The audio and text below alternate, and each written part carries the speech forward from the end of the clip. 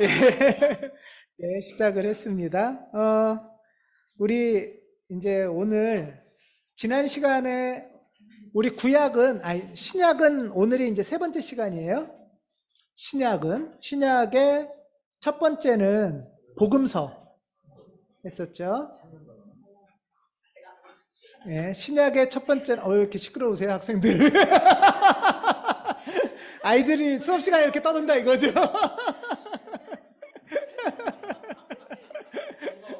짝꿍이 저보고 찾으래요. 짝꿍이. 짝꿍이 뭘 자꾸 해달라고 그래, 수업 시간에.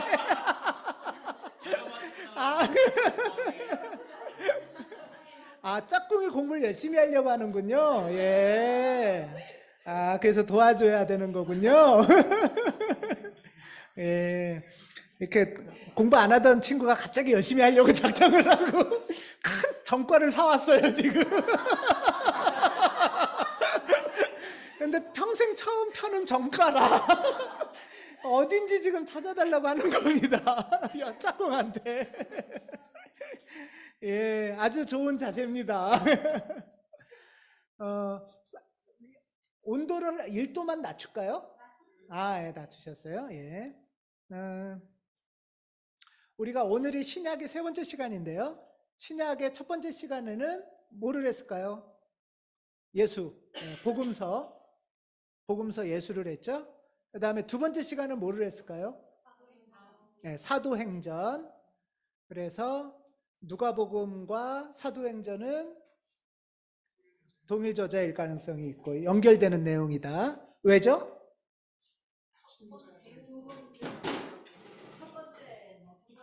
첫 번째 책, 두 번째 책, 뭐 이런 얘기가 있고, 받는 사람이 데오빌로스라는 수신자가 있고, 또, 제일 중요한 거 세 번째가 있어요. 지리적으로 뭐요? 가 뭐 어디예요? 지리적으로 해서 끝났네. 예루살렘, 그렇죠. 예루살렘. 예, 예루살렘. 베들레헴 아니고요. 예, 옆 동네긴 한데, 예루살렘. 그러니까 우리가 이제 구약에 이스라엘에서 굉장히 중요한 도시가 예루살렘이잖아요. 처음에는 여러 군데였는데 점점 예루살렘이 중요하다고 이제 강조가 됐고요. 근데 그 강조점을 받아서 예루살렘부터 다시 쭉쭉쭉쭉 퍼져나가자 하는 것을 붙잡고 중심의 역할을 한 게 누가복음과 사도행전인 거예요. 이해되시죠? 예. 그래서 구약의 전통의 예루살렘 중심을 받았어요. 구약의 전통의 예루살렘 중심을 받았는데 받은 이유는 거기서 머무는 게 아니라 그거를 다시 예루살렘부터 쭉쭉쭉쭉 피자. 전 세계적으로. 그래서 예루살렘과 온 유다와 사마리아와 땅끝까지 우리에게 성령이 임하시면 성령 충만해지면 예루살렘과 온 유대와 사마리아와 땅끝까지 하나님의 복음을 전하는 것. 이게 이제 사도행전의 목표인 거예요. 그리고 사도행전은 그런 그림으로 확장돼 나간 거죠. 예. 이해되시죠? 예. 그러니까 성령 충만은 사도행전을 기준으로 보면 성령 충만은 복음이 확장돼 가는 거예요. 확장돼 가는 거. 근데 복음이 확장된다고 한다고 할 때 이제 뭐 여러 의미가 있겠지만 교회 다니는 사람이 많아지는 것도 있을 수 있겠죠. 그렇지만 또 뭐가 있을까요? 한번 상상해 보세요. 복음이 예루살렘부터 해서 축축축축 확장돼 간다. 그럼 어떤 걸까요? 노예가 해방된다. 노예가 해방되는 거다. 예. 또요?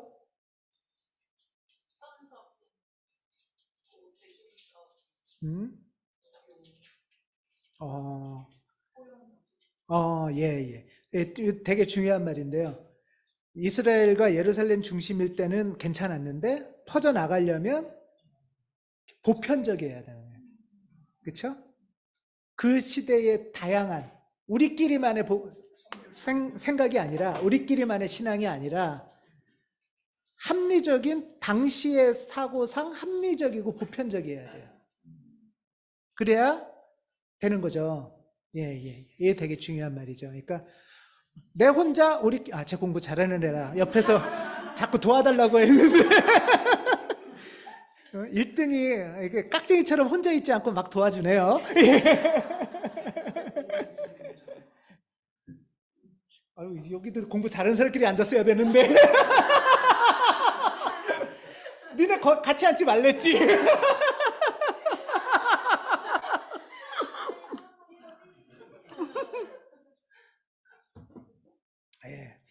그래서 이게 이제 굉장히 중요한데요. 바울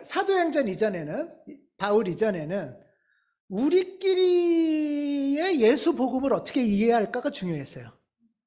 그렇죠? 우리의 생각과 습관 속에서 예수를 어떻게 이해할까? 예수 말을 어떻게 이해할까? 이게 되게 중요했어요. 그것만으로도 우리의 전통이나 습관하고는 달라. 예수의 가르침이. 그러니까 이거 성전에 안 가도 되는 거야? 가도 되는 거야? 뭐 바리새 선생님 말이 맞는 거야? 틀리는 거야? 이런 고민이 많이 있었던 거예요. 그렇죠? 그러니까 유대인들은 그것만으로도 좀 고민스러웠어요. 그랬는데 사도행전으로 간다는 얘기는 고민의 수준이 확 넓어져 버린 거예요. 예를 들면은 우리는 소고기만 먹어야 되는데 옆 동네는 돼지고기를 먹어. 어떻게 해야 돼요? 이런 거죠. 네. 우리는 이 정도 얘기면은 뭐 알아듣는데 저쪽은 다르게 얘기를 해야 알아들어. 뭐 완전히 지금 이게 확 열려버리는 거예요. 네, 이게 그런 유태인의 예수였는데 유대교의 예수 신앙을 세계의 관점과 세계의 언어로 바꾼 사람이 바울이에요. 바울은 엄청난 사람이에요. 그래서 아마 예수님도 바울 같은 제자가 나타날지 몰랐을지 몰라요. 저 자식이 저기 막 놀라 예수님이 그럴 수 있을 만큼. 그러니 예수님의 12 제자로서는 미치겠는 거죠. 예수님의 12 제자로서는 이상한 놈이 나타나가지고 그럼 우리는 예를 들면 소고기만 먹어야 되고 뭐 이런 거 많잖아요. 뭐 이거는 밥 먹기 전에 손 씻어야 되고 유태인들의 규칙이 굉장히 많거든요. 예를 들면 그런 규칙을 굉장히 강조하는 요즘 종교인들 중에는 이슬람교가 좀 굉장히 강조를 많이 하죠. 그래서 이슬람교인들은 음식도 할랄 음식, 그래서 거기 파는 식당에서만 먹고 도축하는 방식도 다르고 다 다르잖아요. 그러니까 그분들은 아무 데서나 밥을 못 먹죠, 원래대로 하면. 그리고 어디든 가면 동서남북을 빨리 찾아야 되고, 그래서 시계도 있어야 돼요, 시계. 그분들은 어디에 가든지 나침판하고 시계가 되게 중요해요. 현대사회에서도. 왜냐면 시간 되면 방향 정해놓고 기도해야 되니까. 뭐 이런 것들이에요. 근데 만약에 시계도 없고 나침판도 없는 세상으로 나가버리면 어떻게 해야 되지? 이런 것들이잖아요. 그랬을 때 우리가 예를 들면 이슬람 그런 분들 보면, 또는 뭐 이슬람 아니라도 여러분들 집안은 모르겠는데 예를 들면 유교 전통이 아주 강한 집안이면 뭐 제사 지내 보신 분 계세요, 혹시 여기? 제사? 예. 제사 지내 보신 분들 계시죠? 그러면 거기는 상 차리는 법 있는 거 아시죠? 예, 뭐 홍동, 백석, 또 좌포, 우회, 뭐 또 조율, 이시, 뭐 이런 것들이 쫙 있어요. 이게 생전 처음 들어보는 분들도 계시죠? 그러니까 상 차리는 법이에요, 지금 이게. 예? 그리고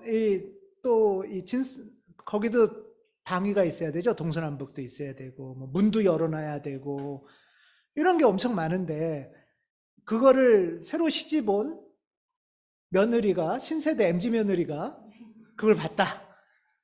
그러면 어떻게 이게 이제 어렵잖아요. 예를 들면은 할아버지가 제 얘기 들어보니까 피자를 좋아하셨다는데 피자 올리면 안 돼요? 이럴 수 있잖아요. 예를 들면. 이제 피자는 상 차리는 법 자체가 붕괴돼 버리는 거죠. 예? 이런 것들이 이제 막 생긴단 말이에요. 그럴 때 여러분들 가정에서는 제사 지냈던 가정에서는 그거 갖고 이렇게 막 좀 언쟁이 있거나 그걸로 고민이 있거나 그런 적 없으셨어요? 복숭아 복숭아를 차례 제사상에 올리는 예. 복숭아나 고춧가루가 들어갔거나 이런 것들은 안 올려요. 마늘도 안 되고 십자가 그러니까 귀신 옛날에 우리나라 전통은 팥죽을 쓰면 팥죽 쓰는 이유가 뭐죠? 네, 빨간색이 귀신 쫓는다고 해서 팥죽 쓰는 거거든요. 빨간색. 그러니까 고춧가루도 빨간색이니까 올리면 정성껏 제사를 지내도 조상신이 못 오는 거예요. 그 조상신은 약간 능력이 없나 봐요. 문을 꼭 열어놔야 돼요. 문 닫아놓으면 못 들어온다고 그래가지고 문도 열어놓고 예? 벽을 못 뚫는 거죠. 예, 그러니까 빨간 것도 못 드시니까. 빨랫줄도 예, 금줄. 예. 그러니까 그런데 이게 이제 신세대 며느리가 오거나 새로운 이제 아들이 결혼하거나 뭐 이래서 이제 그런 거 다 가짜예요. 뭐 이런단 말이에요. 뭐 효가 중요하잖아요. 그러니까 우리 명절에 펜션 잡아서 여행 갑시다. 요즘 많이 그렇게 하죠, 이제. 근데 그게 한 20, 30년 전에는 상상하기가 좀 힘든 거였잖아요. 30년 전에는.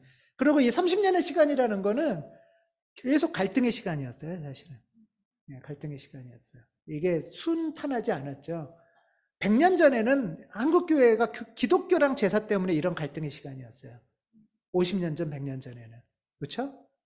제사 지내면은 뭐 이거는 우상이고 이단이고 그러니까 이걸 이러면 하면 안 되고 뭐 이런. 예. 온도를 하나만 더 낮춰주실래요? 예. 오전보다 오후가 훨씬 덥네요. 예. 온도를 낮춰달라. 예, 계속 많이 더워서 지금. 네, 그리고 다른 분들도 앞에서 좀 더워하세요. 23도로 해주실 볼래요? 24도라면 시원하실 예. 제가 25도 올려놨어요. 아까 올려놔달라는 말로 이해를 낮춰달라는 게. 오케이. 고맙습니다. 그래서 더웠군요. 예. 예. 강의하셔도 왜 가만히 있어서 별로 이거 앞쪽이 좀 더운 것 같아요. 네. 네. 그런 일이 있듯이, 이제 성경을 잘 보면, 복음서에서는 그런 갈등이 없어요. 복음서에서의 갈등은 어떤 거냐면, 이거를 한번 더 기억해 보세요. 기본적으로는 다 유대인들이에요. 기본적으로는 다 유대교인들인데, 유대인은 유대교인이란 뜻이에요. 정통 유대인이 있는데 이 중에 이렇게 삐쭉 튀어나온 그룹이 개혁파예요. 개혁 유대인이 이게 예수파예요. 이걸 오해하시면 안 되는 게요. 예수파는 유대교인들이에요. 기본적으로 유대 전통을 다 있고, 전통은 주로 누가 있었냐 하면 전통에는 주로 사두개파 뭐 하는 사람들이죠? 제사장, 그렇죠? 제사장 그룹. 그러니까 성전 제사장 전통파겠죠? 성전 제사 지내는. 그 다음에 또 하나의 이제 사두개파가 조금 무식하면은 가르쳐주는 좀 지식인 그룹이 바리새파예요. 바리새파. 성경에 보면 이 사람들을 보통 서기관 또는 율법학자 이렇게 번역을 해요. 요즘으로 치면 이 사람들을 랍비라고 부르는 거예요. 랍비. 물론 사두개파는 더 정통적인 사람이고요. 여기를 좀 개혁하는 게 바리사파예요. 네, 여기 조금 더 개혁한 게, 왜 지식인 그룹이니까. 그러니까 사두개파가 이제 흡수를 한 거죠. 그래서 이 사람들이 법을 가르치는 게 바리새파인데, 복음서에는 예수님이 이들하고 주로 싸워요. 니네들 그렇게 살면 안 돼, 이러면서. 그러면서 여기가 그러니까 소위 말하는 정통 그룹이에요. 정통 그룹이고, 예수님은 개혁 유대교예요. 개혁 유대교. 예, 질문하세요. 그 제사장 그룹이 레위라고 하는데 사두개파랑 레위파랑 다른 건가요? 이 이름은 지파는 사실은 거의 다 없어졌어요. 흩어져 버리고. 예. 그 지파 개념은 거의 흩어져 버리고 포로 갔다 오고 나라 망하고 다 이랬으니까. 그러면서 주로 제사장 그룹 또는 성전에서 일하는 그룹을 사두개라고 해요. 예. 예, 그러니까 공부 옆에 있는 잘하시는 분들하고 옆에 있으면은 서로 도움이 되죠. 예. 이분들 서로 물어봐도 잘 모르실 수 있어요.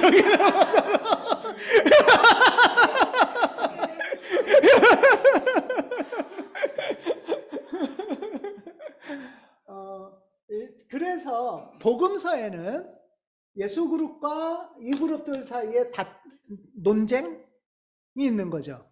니네 그렇게 하면 안 돼. 왜 그래야 돼? 계속 이런 거잖아요. 그랬는데 사도행전이 되면서는 이제 요 유대교가 아니라, 그러니까 이 유대교는 두 종류인데요. 그 이스라엘이 망했으니까 그 동네만 안 살고 막 여기저기 흩어져 살았을 거 아니에요. 흩어져 살면서 유대교인들인데 흩어져 사는 유대교인들이 있어요. 기본적으로 안디옥도 그러고 뭐 아시아도 그러고 전부 다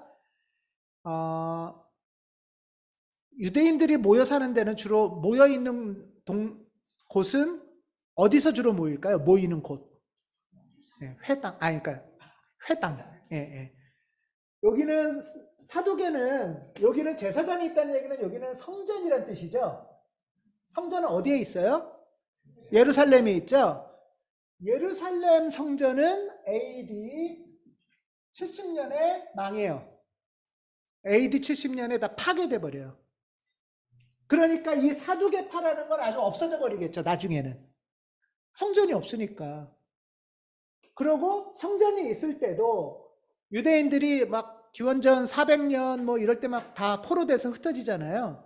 그래서 흩어진 상태에서 우리나라도 친일 시대, 일제 시대 때 도망갔다가 오기도 하지만 거의 그냥 살잖아요.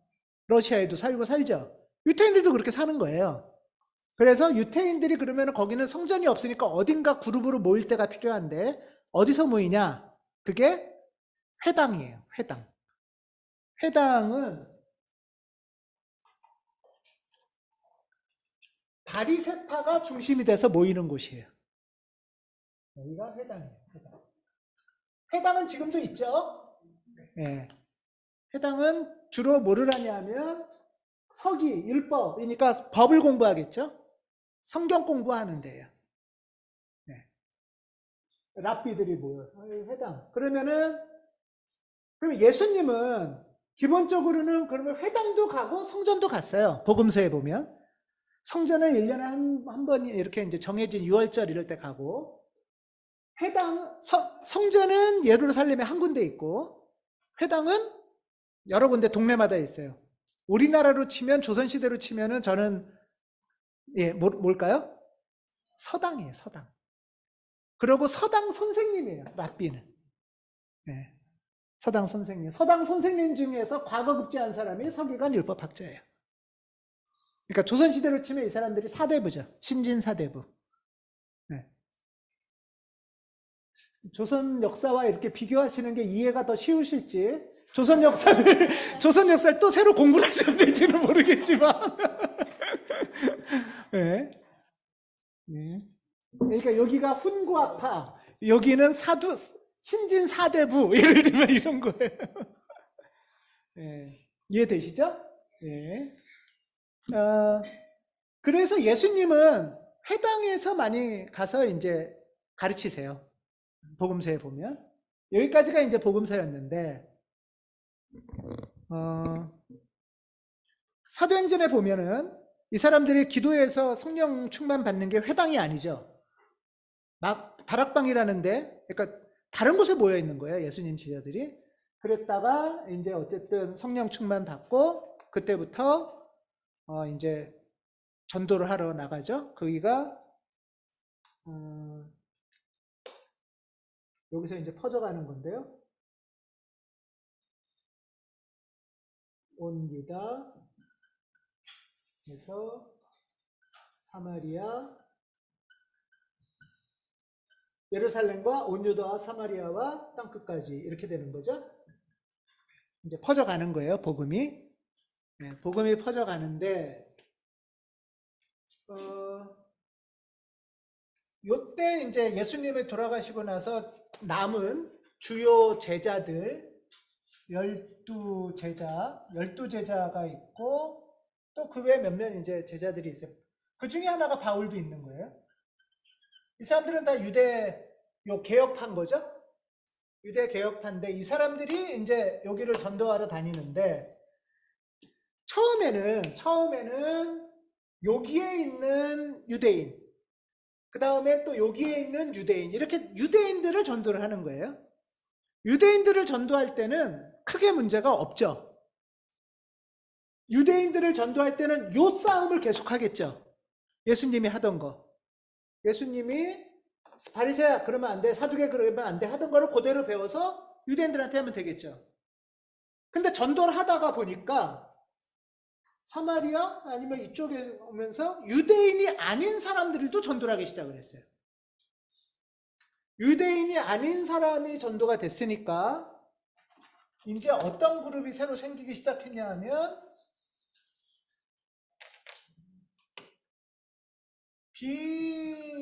비유대인 예수파가 생긴 거예요. 이렇게 비유대인 예수파. 그래서 이제 새로운 이제 과제가 생긴 거예요. 이것을 연 사람이 바울이에요. 바울이 없었으면 우리 예수파는 유대교의 그냥 한 분파처럼 있었을 수도 있어요. 맞죠? 유대교의 한 분파, 개혁 분파 있을 수도 있는데 바울이 되면서 이게 확 넓어진 거예요. 우리도 비유대인 예수파잖아요. 우리도. 유대인 안 계시죠, 여기? 우리도 비유대인 예수파라고요. 그래서 이 일을 한 사람이 바로 바울이다. 그러면서 바울은 기독교의 역사를 완전히 바꾼 사람이에요. 바울은. 그러니까 대단한 사람이죠. 요거의 주인공이 이제 바울인데, 당시의 공용어는 어떤 언어일까요? 요즘의 공용어는, 전 세계 공용어는 영어죠. 요즘은 전도하러 한국엔 괜찮지만 나가려면 영어를 할 줄 알아야 가능할 거 아니에요. 그렇죠? 그렇다는 얘기는 바울은 이 사람들이 하는 언어를 쓸 수 있었다는 얘기겠죠. 뭘까요? 그리스어예요. 이게 바로 헬라어 그리스어. 예수님은 그리스어를 썼을까요? 잘 몰라요. 안 썼을 것 같아요. 예수님이나 요 제자들은 그리스어를 안 쓰고 그 당시에 히브리어인데요. 그걸 아람어라고 불러요. 히브리어 일종의 사투리예요. 아람어를 썼을 거예요. 그러니까 예수님은 그리스어를 못했을 수도 있어요. 쓸 일이 별로 없으니까. 그래서 예를 들면은 복음서에는 아람어 흔적이 좀 남아있죠. 예를 들면 살렘은 아니고 달리다굼, 또 에바다, 엘리 라마 사박다니, 이런 것들이 아람어예요. 이 아람어는 번역 안 하고 그냥 돼 있죠. 한글 성경에도. 한글 성경에도 지금 그 말들은 아람어로 그냥 써 있어요. 예. 아마 그래서 요 그룹들은 당시의 일상 언어는 아람어였을 거예요. 요 동네 안에서. 근데 외국으로 나왔으니까 바울은 그러면 그리스어를 굉장히 잘하는 사람이었을 거죠. 이런 차이가 있는 거예요. 예. 요 책을 한번 제 나눠드린 걸 한번 볼게요. 1쪽에 보면 신약의 구성. 신약은 몇 권이요? 27권. 27권 중에서 복음서 몇 권? 4권. 그 다음에 역사서 1권. 그 역사서가 사도행전이에요. 역사 쫙 해놨으니까. 역사서 1권. 그 다음에 신약 성경의 제일 마지막 책은 계시록. 요한계시록. 계시록은 뭐 계시 이래서 막 이제 장차 일어날 일. 거의 이단들은 다 계시록을 중심으로 해요. 신천지도 그러고 지난주에 말씀하셔서 하나님의 뭐요? 교회? 거기도 계시록만 설교를 한다고 하더라고요. 신천지도 계시록만 주로 하고. 그러니까 이제 성경을 아주 좁게 보는 거죠. 그 계시록, 그게 시한부 종말론을 많이 강조한대요, 거기도. 시한부 종말론을 강조하는 거는 곧 죽을 테니까 빨리 대비해라. 이제 그렇게 가는 거죠. 그 다음에 나머지 바울이 썼다고 보통 말하는 책이 13권이에요. 27권 중에. 그러니까 바울은 책수로도 제일 많아요. 신약 성서에서. 바울이 13권인데 13권 나머지는 뭐 이제 8권 히브리서 이거 제가 약자로 일부러 써놨어요. 한번 읽어볼게요. 희는 약, 배전, 배후, 요일, 요 2네요 이거. 요이, 요삼, 유다서 이렇게가 있어요. 자, 이 중에서 한번 볼게요. 복음서에 누가랑 사도행전은 한 그룹이죠? 그 다음에 복음서 중에 요한 있죠, 요한복음. 요한복음하고 한 그룹인 성경은 뭐가 있을까요? 요한복음, 요한일서, 요한이서, 요한삼서, 요한계시록. 그러니까 요한이라는 게 붙었겠죠. 이렇게가 같은 그룹. 요한그룹. 요한그룹. 이해되시죠? 요한그룹. 우리 지난 시간에 복음서 얘기할 때 이렇게 누가복음하고 사도행전을 중심으로 예루살렘 중심으로 있다고 그랬잖아요. 그러면 요한복음 그룹도 있을 거 아니에요. 요한복음 그룹이 요 그룹일 거라는 거예요.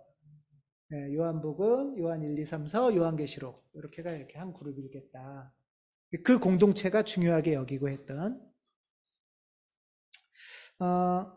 이렇게 있듯이 바울이 쓴 또는 바울 그룹의 책이 13권이에요.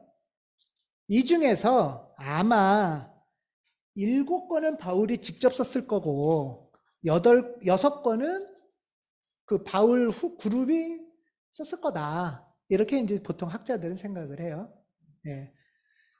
이제 바울 그룹이니까 이렇게 하잖아요. 바울 선생님이 말씀하시길 뭐 이런 거나 또는 하지만 바울 선생님이 직접 쓰진 않았을지라도 그래서 아마 이럴 것이다. 추측합니다.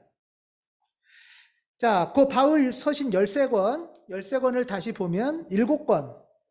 데살로니가 전서, 그 다음에 퀴즈, 빌립보서예요. 빌레몬서 아니에요. 빌레몬서는 이게 빌레몬서. 약어를 이렇게 대충 약어는 모든 성경이 똑같진 않아요. 그러니까 대충 찍으세요. 빌레몬서, 그 다음에 전서, 고린도, 후서, 로마서. 예. 이렇게가 이제 7권이에요. 오늘은 그 중에서 갈라디아서를 같이 한번 볼 거예요. 그 다음에 뭐, 차명, 그거는 이제 그 그룹이란 얘기죠. 그게 이제 6권, 이런 정도 있다고 생각을 합니다. 이걸 왜 조금 나누냐, 학자에 따라서 이걸 왜 나누냐 하면, 이제 이따가도 설명을 드리겠지만, 바울 친서가, 한번 보세요. 바울 친서는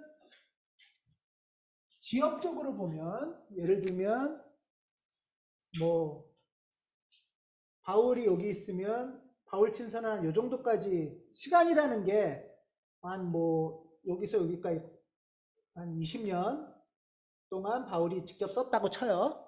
그럼 여기는 예수님이고, 한 20년 정도 돼서 바울이 여기까지 와서 여기 친서 썼죠. 그럼 바울 그룹은 더 갔을 거 아니에요. 시간도 더 가고 공간도 더 갔을 거 아니에요. 그렇죠? 이렇게 공간도 더 갔을 거란 말이에요. 내용도 조금씩 달라지겠죠. 이게 중요한 거예요. 내용도 조금씩 달라지는 게. 왜냐? 우리가 성경은 무조건 이때나 똑같다고 생각하면 오해가 있는 거잖아요. 구약에서는 돼지고기 먹지 말라고 했는데 그러면 돼지고기 먹지 말아야 되잖아요, 계속. 근데 시간이 지나고 거리가 지나고 확장되고 하면서 배경에 따라서 돼지고기 먹어도 된다. 그런데 우리가 성경책 여기 먹지 말랬으니까 지금 먹으면 안 돼요. 이렇게 얘기하면 성경을 모르는 거죠. 이해되시죠? 이 맥락을 알아야 되는 거예요. 그래서 조금 구분을 해볼 필요가 있다. 나중에 또 배우실 텐데 그러니까 이거는 뭐냐 하면은 복음이 전파되고 확장될수록 보편성도 얻을 수 있지만 한편으로는 특이성이 사라질 수도 있죠. 이땐 성질이 여러분 바울 성격 어떨 것 같아요? 예. 그렇게 썩 좋아 보이진 않은. 근데 이게 후손들이 되고 확장되면서 어떤 부분은 조금 부드러워지고 어떤 부분은 좀 더 유연해지고 이럴 수도 있잖아요. 그러니까 당시의 전통을 받아들이기도 하고 다른 전통. 그래서 조금 구분할 필요가 있어요. 자, 이렇게까지 하고 우리 갈라디아서를 이제 본격적으로 한번 보겠습니다. 갈라디아서 한번 펴보십시오.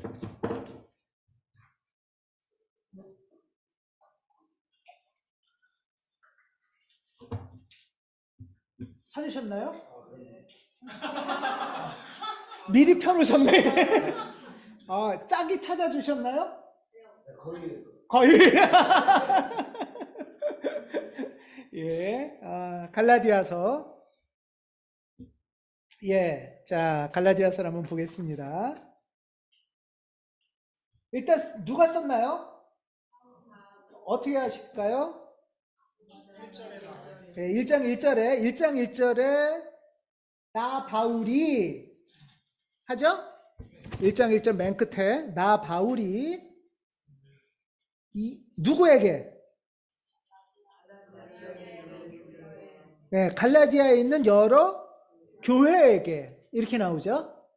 네, 바울이 갈라디아에 있는 여러 교회에게 이 편지를 씁니다. 이해됐죠? 자, 근데 나 바울이 하지 않고 앞에 뭐가 많아요. 한번 그거 읽어주세요.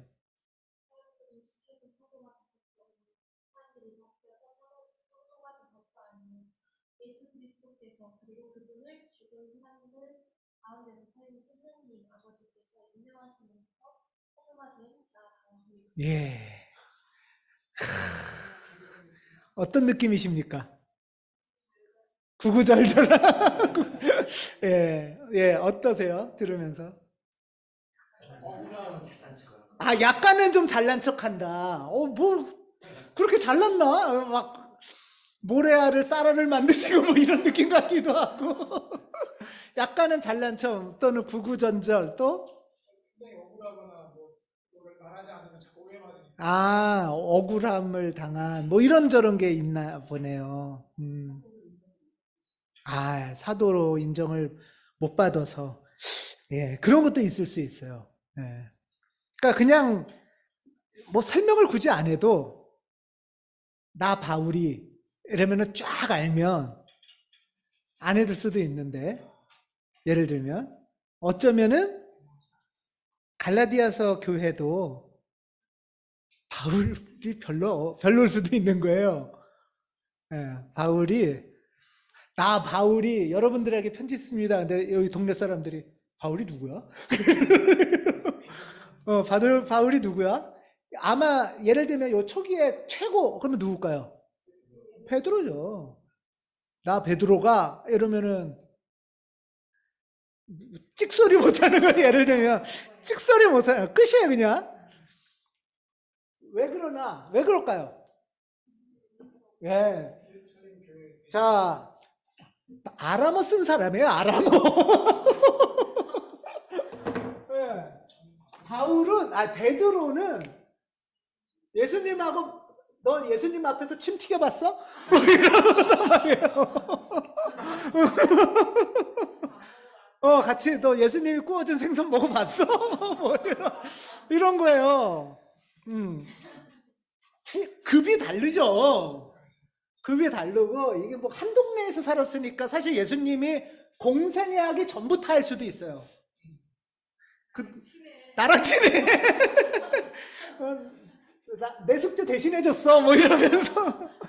그만큼 아마 엄청 옛날에 여러분 시골 동네 생각해 보세요. 부모도 알고 뭐 그렇지 않겠어요? 직업도 뭐 이런 거예요. 그러고 이 사람이 이제 베드로가 사도행전 초기에 보면은 수위잖아요, 수위.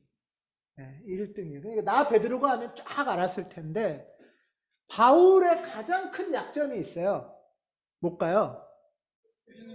그거예요. 바울은 예수님을 본 적이 없어요.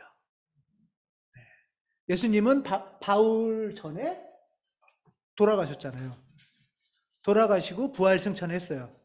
바울은 부활승천한 것도 소식으로만 들어봤지 몰라요. 그래서 지난 시간에 보신 것처럼 바울은 예수님을 전혀 모르다가 어떻게 됐죠? 어떻게 회심해요? 예, 말 타고 가다가 뭐 빛이 쫙 임하니까 예, 눈도 멀고 막 왜 그러십니까? 뭐 이래가지고 예. 그러니까 이 어떤 게 더 강력한 건지 모르겠어요. 직접 이게 더 강력한 건지 여러분들 어떤 게 더 강력하게 느껴지세요? 강력한. 근데 문제는 나한텐 이게 강력한데 아무도 몰라. 아무도 몰라. 하늘에서 들리는 그 소리가 바울만 들었다고도 했잖아요, 막. 그러니까 몰라. 지 혼자 들은 거야. 예. 이게 이제 내적 증거예요, 내적 증거. 중요한 건 뭐냐면 내적 증거와 외적 증거가 같이 있어야 돼요, 항상. 그래야 이제 권위가 생겨요. 이거는 이제 목사도 마찬가지예요. 안수를 받고 부르심을 받는다는 거는 내적 증거와 외적 증거가 같이 있어야 되는데 혼자 갑자기 필 받아가지고 하나님의 뭐 계시를 받았습니다. 뭐 여러분들 다 집 팔아서 바치십시오. 이거는 내적 계시예요. 외적 증거가 없으면은 이거는 이제 이단일 가능성도 있는 거죠. 그래서 가톨릭에서나 이렇게 공식 그거는 뭐냐면 내적 증거가 있으면 그거를 여러 사람들이 모여서 굉장히 오랜 시간 동안 검증을 해요. 이게 정말 하나님이 주신 기적인지 아닌지를 검증해요. 가톨릭은 그런 검증 시스템이 있어요. 검증 시스템이 있어서 내가 막 그걸 받고 막 그러면 이제 이게 그것도 한두 번이 아니라 아주 증거도 있고 막 이제 있으면 검증을 해달라고 하면 검증당이 꾸려져서 그걸 몇십 년 동안 이게 정말인지 그런 것들을 검증을 해요. 그것을 몇십 년이 아니라 100년, 200년 검증해서 최종 결정나는 것 중에 하나가 성인인 거예요. 성인. 그래서 함부로 되는 게 아니에요. 성인은 몇백 년 걸려요. 100년씩 이상 걸려요. 이번에 우리나라 그 신부 누구죠? 그 최초의 신부 김대건 신부랑 갑자기 이승훈 같은 경우에도 벌써 몇 년이에요. 한 200년 넘게 걸린 거잖아요. 그래서 이번에 이제 인정받은 지 몇 년 안 됐죠. 시성하고 예. 그런 거예요. 혼자 은혜 받았다고 해가지고 그거는 그러고 이제 그게 이단의 가장 큰 문제예요. 예, 외적인 증거가 없죠. 외적인 공적 절차를 밟아야 돼요. 검증의 절차. 근데 그 부분이 개신교도 약해요. 개신교가 혼자 필 받았다고 그러고 은혜 받았다고 그러면 그래서 막 손대면은 뭐 딱 막 이러면은 예, 그러면은 아니 그러니까 하나님이 주신 은혜일 수 있어요. 있는데 그것이 일회성도 아니고 반복적이어야 되고 그것이 검증 절차 거쳐야 되고 그래서 공적인 결과가 나와야 돼요. 그 전에 몇십 년 동안이나의 거는 거의 다 이단일 가능성이 커요. 그거에 사로잡히면 안 돼요. 지금 바울은 아직 검증을 제대로 못 받았어요. 이런 어려움들이 있는 거죠. 그런데 바울은 그래서 이제 이렇게 쓰는 거예요. 갈라디아에는 여러 교회에 이 편지를 씁니다. 그러고 또 하나는 지금 이 막 엄청나게 거창한 얘기를 했어요. 거창한 얘기를 하고 이제 편지를 썼어요. 갈라디아는 요 지도로 보면 제가 프린트 해드린 거는 이거 합쳐놓은 건데요. 이거는 프린트, 이거는 이걸로 드렸죠?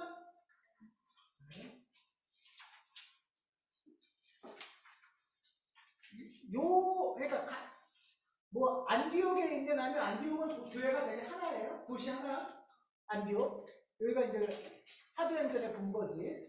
바울이 본 거지. 그 다음에 무슨 또 뭐 있을까? 고린도. 그러면 고린도도 도시 하나. 고린도 도시. 아테네 하나. 갈라디아는 갈라디아에 있는 여러 교회라고 했잖아요. 갈라디아는 요 동네일 가능성이 있어요. 아니면 요 동네일 수도 있고. 정확히는 몰라요.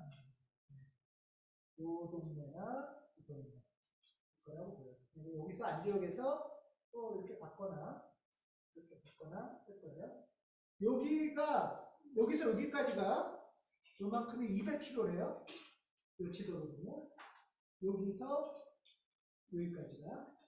그러니까 여기가 뭐 100km, 200km, 400km, 여기서 여기까지가 직선거리를 하면 서울, 부산 이 정도, 또는 뭐 서울, 제주 뭐 이 정도 거리가 될 것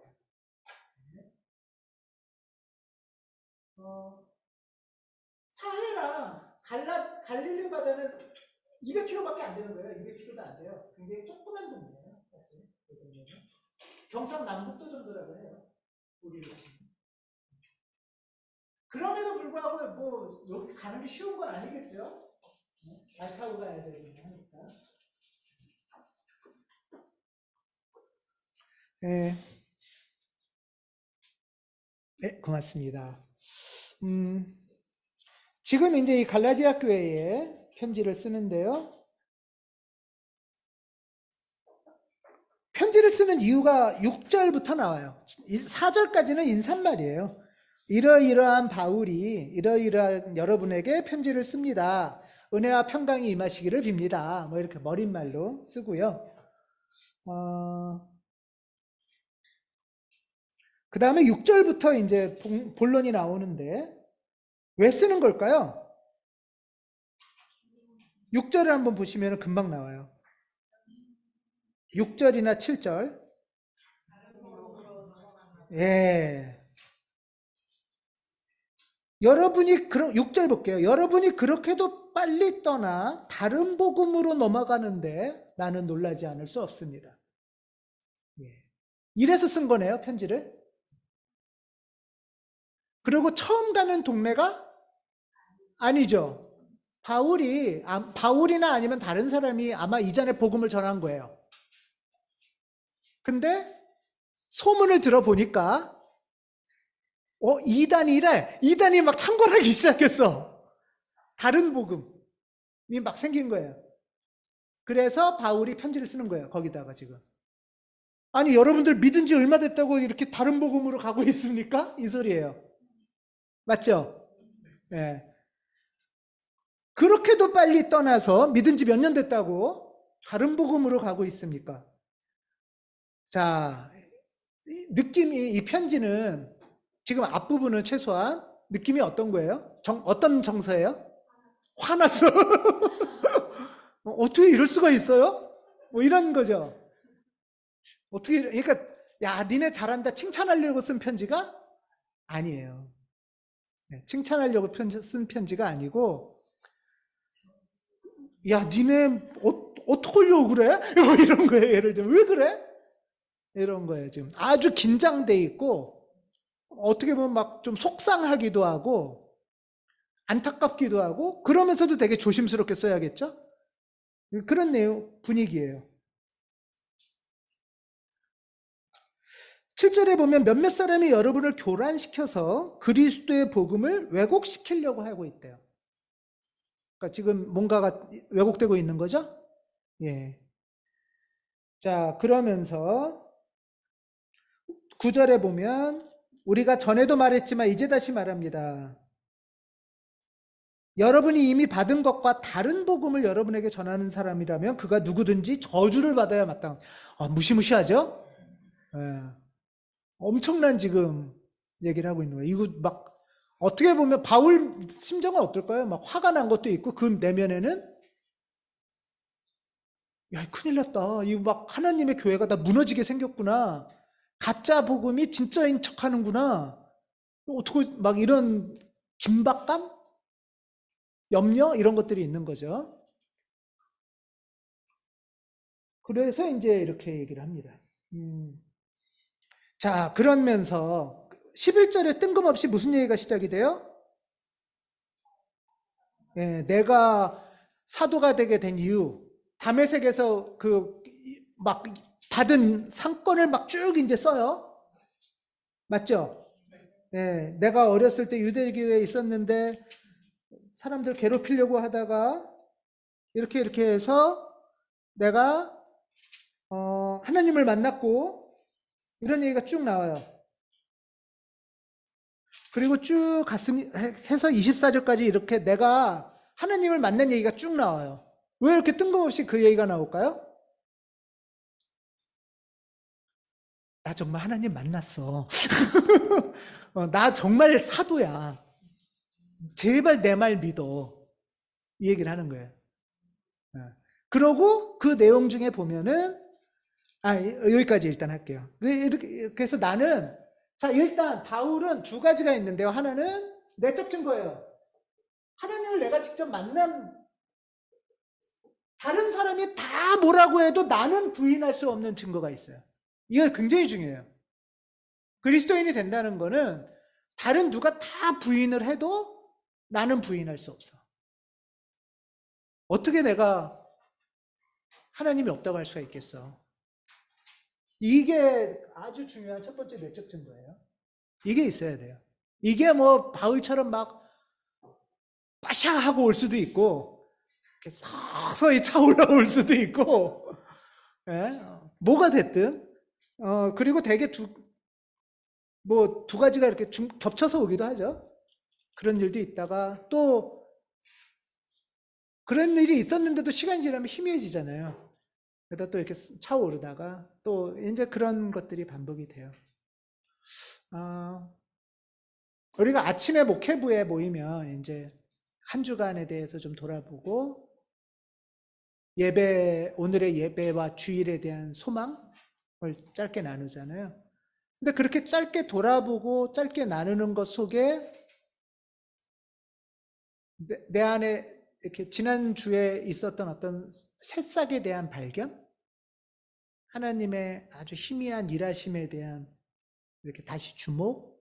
그런 게 일종의 내적 증거들을 만들어가는, 확인해 가는 거예요. 그게 굉장히 중요한 일이에요. 이게 있어야 되고 또 있을 거고요. 그리스도인이 된다는 거는. 그 다음에 이제 두 번째는 또 뭐냐면 외적 증거가 있어야 돼요. 외적 증거.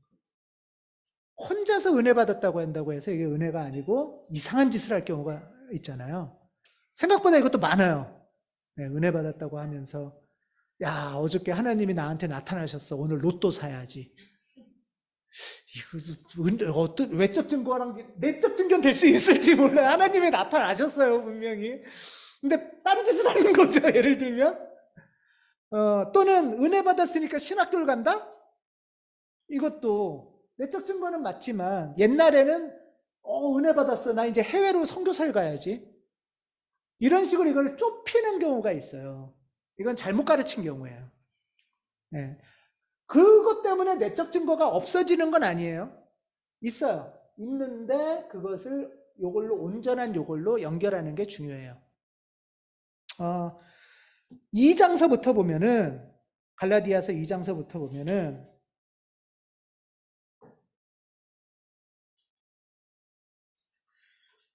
이제 여기서 있다가 예루살렘으로 갔어요. 바울이 가서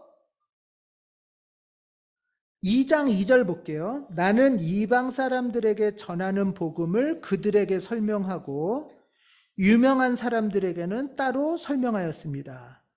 이 과정이 바로 외적 증거를 찾는 과정이에요.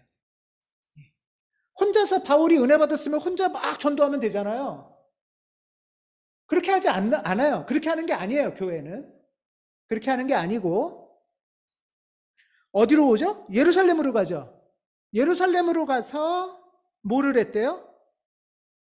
네, 내가 하는 일을 설명하는 거예요. 예루살렘 교회에 가서. 예루살렘에 교회가 있죠?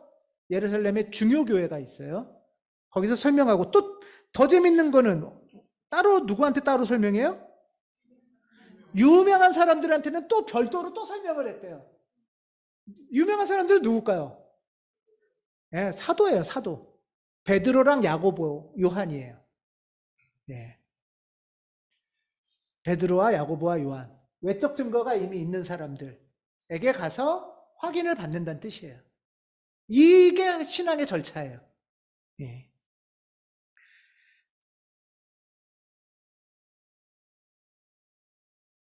재밌죠? 유명한 사람들한테 따로 이런 게 뭐가 필요해? 하나님 믿고 내가 은혜 받았으면 내 맘대로 하지. 그러면은 그거는 아닌 거예요. 반만 맞는 거예요. 요거를 잘 몰라서 은혜 받고 이상한 행동이나 결과를 하는 사람들이 많아요.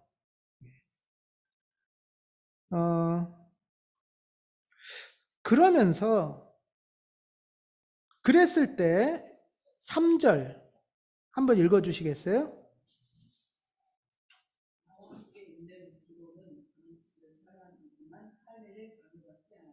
예. 요게 이제 핵심 구절이에요. 지금 여기랑 충돌할 때 여러 가지가 있지만, 뭐 문화의 차이가 있을 거 아니에요? 여러 차이가 있지만, 가장 핵심적인 문화 충돌이 뭐죠? 할례예요, 할례. 유태인들의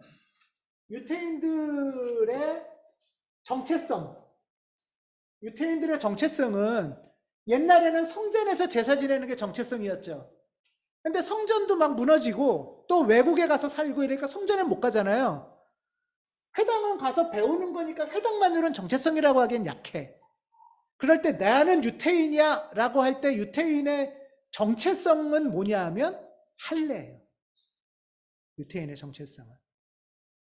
너 유태인이야? 그러면 할례 했어? 이 뜻이에요. 네. 그 딱 연결이 돼요. 그래서 이 유대인의 정체성은 곧 할례예요. 곧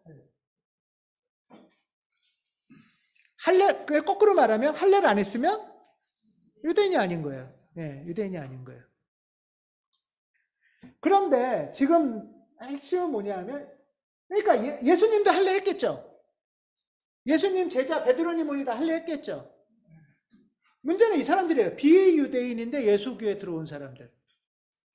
이 사람들에게 여기 유명한 사람들이 또는 이 그룹의 다른 사람들이 야 니네 유태인 된 거야 이제 할례해 이렇게 얘기를 하는 사람들이 생기는 거예요. 네. 이 사람들은 예수파가 유대교 중에 하나라고 생각하는 거죠. 네. 암만 개혁이라도 우리는 유대교야. 그리고 니네가 유대교로 들어온 거야. 그러니까 할례해. 라고 생각을 한 거예요. 근데 이런 생각을 확 뒤집은 말도 안 돼. 우리는 유태교가 아니라 새로운 종교야. 라고 한 사람이 바울이에요. 그러니까 바울은 기독교를 만든 사람이에요. 예, 그리스도교를 창시한 사람이에요, 일종의. 엄청나죠? 예. 할례를 한다는 얘기는 유태교 중에 일부란 얘기인데, 야, 니네 우리를 아직 유태교인 줄 알았어? 아니야, 전혀 새로운 거야. 라고 얘기하니까 이거 지금 헷갈리는 거죠. 그러니까 아까 말한 다른 복음은 뭐냐 하면, 너 비유대인 예수파야? 그러면 할래. 이게 다른 복음이에요. 네.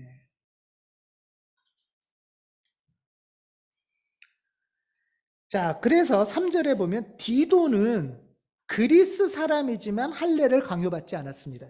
비유대인 예수파의 대표적인 인물 중에 한 명이 디도예요. 신약에 보면 디도서 있죠? 네, 디도예요. 디도는 그리스인인 거예요. 비유대인. 와, 그러니까 이제 막 헷갈리는 거예요. 새로운 종족이 생기는 거예요. 새로운 종족. 여태까지는 여기는 한 종족이었는데 새로운 종족이 생기고 있는 거예요. 요런 줄 알았는데 지금 여기를 완전히 분리시키면서 이렇게 가는 새로운 그룹이 생겨야 돼. 이 얘기를 하는 거예요, 지금. 완전히 우리가 생각이 새로워진다는 거는 갖고 있던 범주가 있어요, 우리는. 이 사람은 이런 사람, 이 사람은 이런 거 있죠. 이런 범주가 완전히 흐트러지고 다시 생기는 거거든요. 뭐 예를 들면은 뭐 남자, 여자 이런 거였는데 전혀 다른 컴퓨터에 있는 사람과 없는 사람으로 나눠. 전혀 다른 범주죠, 그러면. 이런 식으로 전혀 새로운 범주가 생기는 거죠. 당시 사람으로서는 상상하기 힘들었을 거예요. 예, 예. 예. 감사합니다. 잘 설명해 주셨어요. 네. 설명? 질문해 주셨어요. 이 질문만으로 설명 같아. 잘 해주셨어요. 이거 포경수술이에요. 예. 한문으로 분할 때 할자에 자른다는 뜻이고요. 예는 예식, 자르는 예식. 그래서 할례라고 이제 한문 성경에 있어요. 한문 성경. 포경 수술하면 이상하잖아요. 성경책에. 그래서 그렇게 쓴 것 같아요. 네. 포경 수술은 또 이제 질병에 대한 거니까. 그렇죠.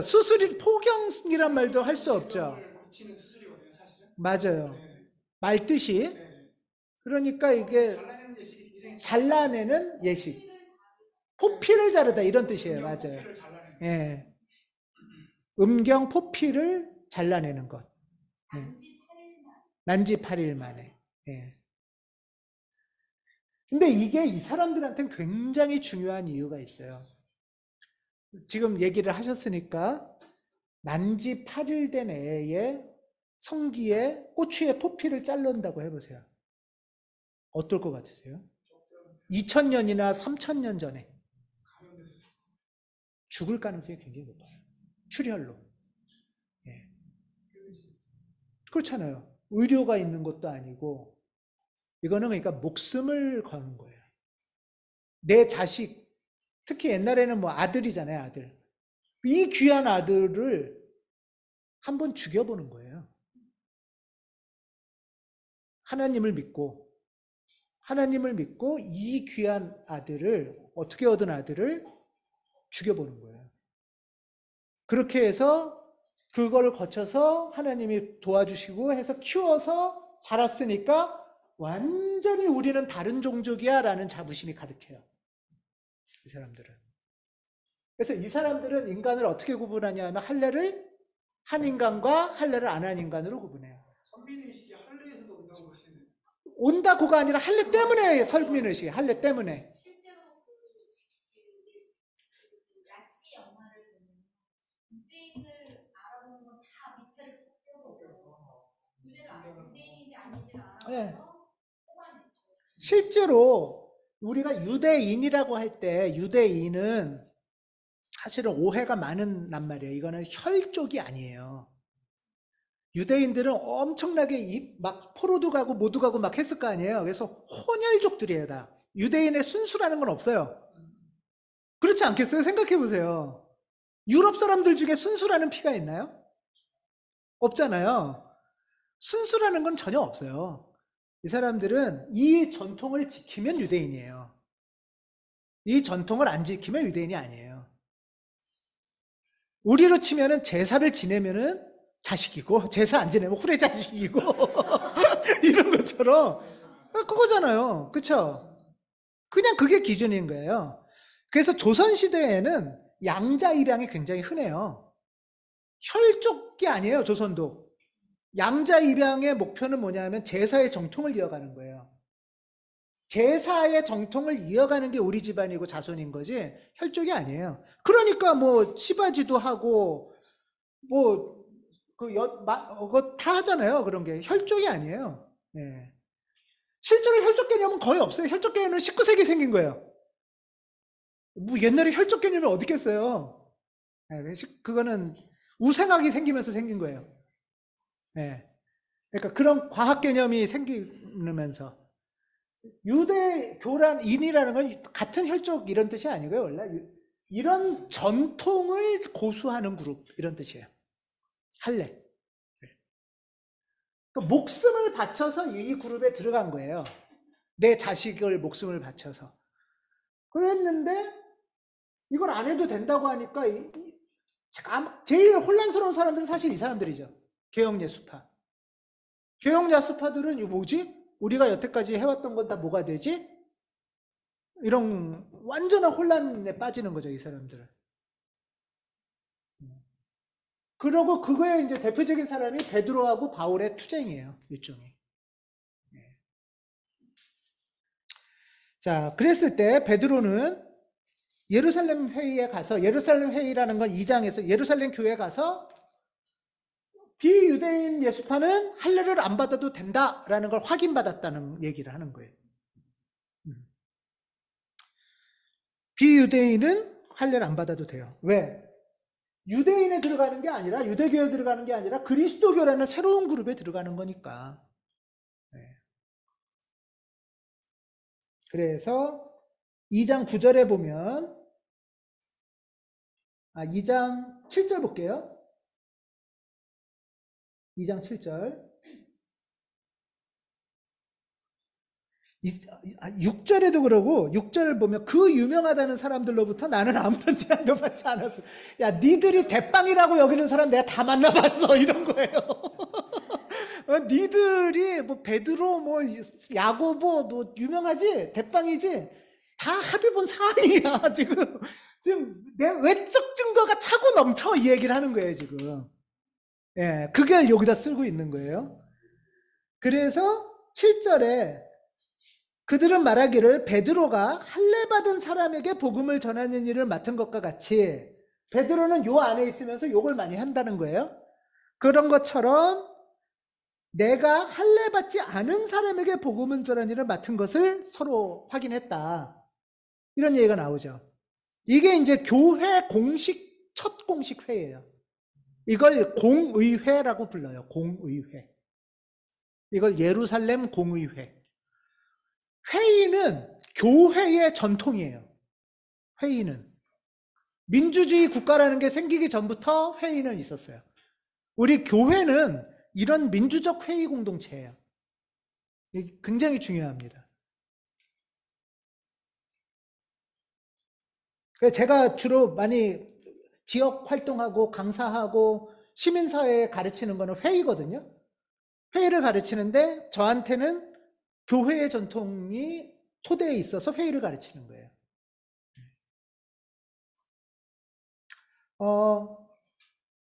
그래서 9절,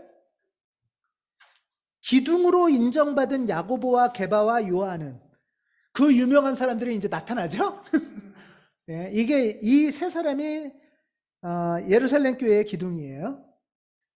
야고보, 게바, 요한. 게바는 베드로고 야고보는 예수님의 친형제예요. 형제. 요한은 하나님이 나에게 주신 은혜를 인정하고 나와 바나바에게 오른손을 내밀어서 친교의 악수를 하였습니다. 이게 회의 결과. 회의 결과라는 뜻이에요. 그리고 회의 결과가 뭐냐? 10절 한번 읽어주세요. 다만 그들이 우리에게 바란 것은 가난한 사람을 기억해 달라고 하는 것인데 그것은 바로 우리가 마음을 다하여 세우건 이루었습니다. 예, 이게 되게 중요해요. 이 그룹하고 두 양대 산맥들이 만나서 서로를 인정하고 서로의 부르심이 다르다. 내적 증거를 외적으로 확인한 거죠. 나는 이런 부르심을 받았어. 여기는 이런 부르심을 받았어. 근데 그것을 서로 인정하는 거예요. 서로 얘기하고 서로 인정했어요. 그러면 이제 각자 가느냐? 각자 가는 게 아니라 같이 해야 될 게 있어요. 합의예요, 그게. 자, 합의한 거 첫 번째. 할례는 해야 돼요, 안 해야 돼요? 안 해도 되죠. 이방인은 할례는 안 해도 된다. 이게 서로 합의했어요. 두 번째 합의 사항이 있어요. 그게 방금 읽은 10절이에요. 뭐죠? 이게 복음이라는 거예요. 이게. 여기든 상관없이, 여기는 전통적으로 할례 할 수 있겠죠? 뭐 하든 안 하든. 여기는 할례 안 해도 되겠죠? 그거를 서로 용인한 것도 합의사항 1번이고, 그런데 공동으로 해야 될 사항이 있어요. 합의사항 2번. 그거는 우리가 그러면은 따로따로면 같은 그룹이 아니잖아요. 따로따로인 것 같아. 겉으로 볼 때는. 왜? 여기는 할례 했고, 여기는 할례 안 했으니까. 그런데 같은 그룹인 이유가 있어요. 그게 뭐죠? 둘 다 가난한 사람을 돌본다는 거예요. 가난한 사람. 이게 복음 교회 공동체의 합의 사항이에요. 할례가 중요한 게 아니다. 전통이 중요한 게 아니고 복음의 핵심은 우리에게 바란 것은 가난한 사람을 기억해 달라고 한 것이다. 갈라디아서는 바울 초기 서신이에요. 그렇기 때문에 이거는 거의 실제일 가능성이 커요. 진짜 이랬을 거다. 이런 일이 있었어요. 그 다음에 또 하나 재밌는 일인데요. 11절. 근데 무슨 일이 또 나중에 생겨요? 다른 사건인데 이건. 한번 읽어주세요.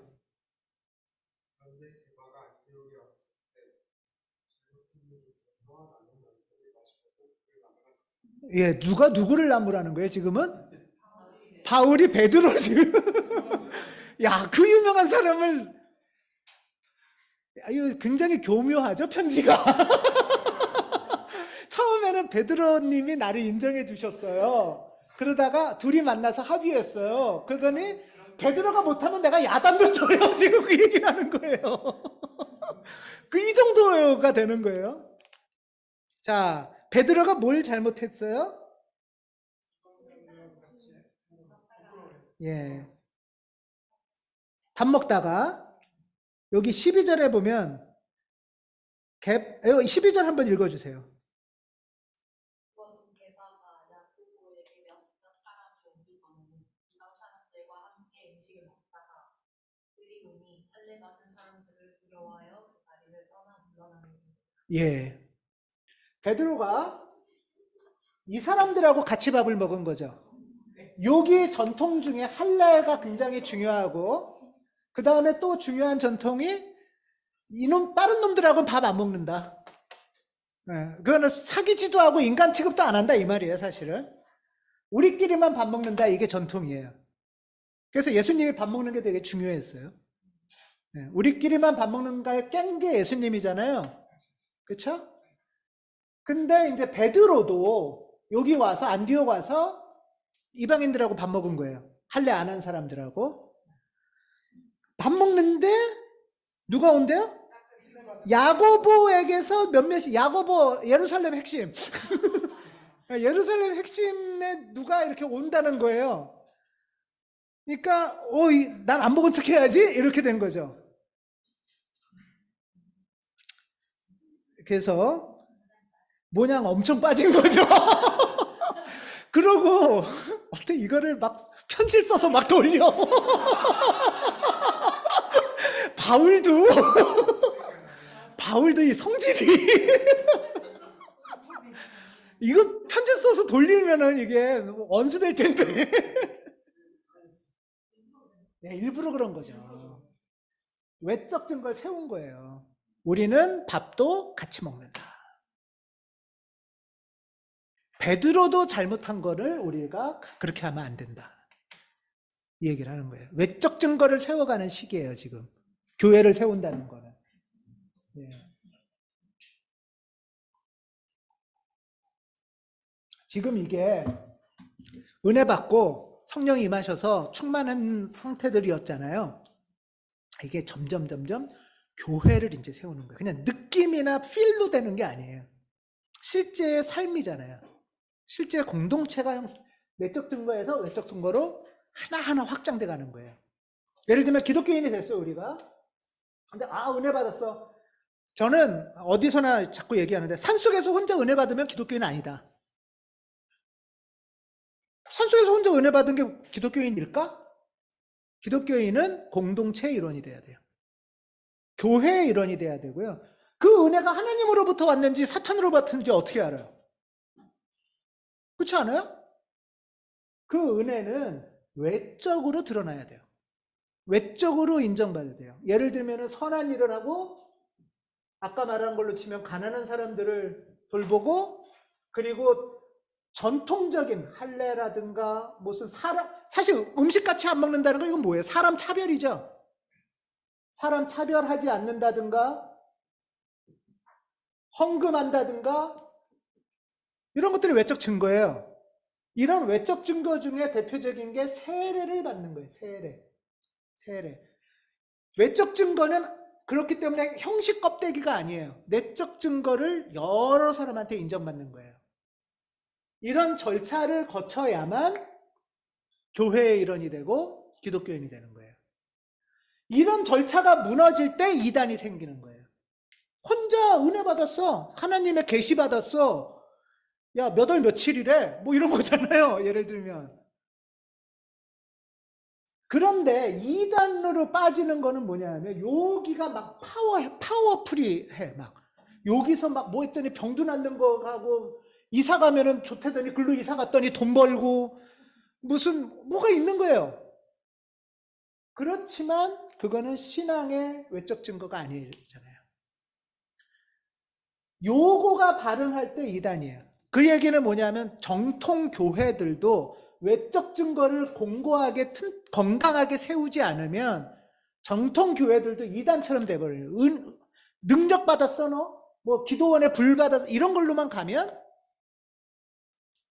이단이나 뭐 별 차이가 없어질 수도 있는 거예요. 또 하나는 외적 증거는 뭐냐 하면 지금 말한 것, 여기서 말한 것처럼 교회와 교회가 입장이 서로 달랐죠. 바울의 교회와 베드로의 교회가 모여서 하나님 안에서 가장 선한 뜻을 같이 찾고 합의하고 공동으로 실천하고 교회들 간에 에큐메니칼이 있어야 돼요. 이게 외적 증거들인 거예요. 다른 교회 다 가짜야. 우리만 진짜야. 뭐 669란다. 666이야. 이렇게 잘하다 이렇게 이상한 데를 999는 은하철도죠. 예. 그 외적 증거는 사실 그때 그 지금까지 교회와 교회 그리고 상황과 세상의 어떤 과정이 변하면서 계속 변화돼야 되는. 그럼요. 외적 증거는 그러니까 공고히 하되 변화를 그러니까 확인하면서 만들어가는 거죠. 예. 그러고 또 무슨 상황이 생겨요. 그래서 회의가 필요하다. 회의. 외적 증거의 가장 대표적인 게 뭐냐면 공의회라는 회의예요. 그래서 예루살렘 회의처럼 이 회의에서 공적으로 어느 게 하나님의 뜻일까? 할렐까? 무할렐까? 밥을 먹는 걸까? 아닌 걸까? 뭐 헌금을 내는 걸까? 안 내는 걸까? 뭐 이런 것들이 자의적인 판단이 왜곡시켜요. 네. 그래서 그러니까 한국 개신교가 이단에 휘둘리는 거는 공의회가 없어요. 한국 개신교회는. 그렇지 않아요? 공의회가 없는 상태니까 총회가 공의회 아니에요. 공의회적이지 못해요. 공의회가 되려고 하거든요. 그렇죠. 총회와 노회가 어쨌든 공의회 역할을 해야 되는데 총회와 교회가 공의회 역할을 못하고 무너지니까 교회가 무너지는 거예요. 예를 들면 뭐 왜 웃으세요? 얘기해 주세요. 근데 많은 목사님들도 그런데 총회의 그런 총회가 그런 공의적 기능을 수행할 수 있다고 믿어서 자꾸 총회 차원에서 뭘 해달라고 해요. 아무것도 못하는. 안 되는데. 그러니까 이번에 이거 뭐 그냥 얘기를 할게요. 예를 들면은 명성교회가 막 불법이라고 그러고 막 재판하고 막 난리가 났고 막 그 이제 대한예수교회 장로회 통합 측이에요.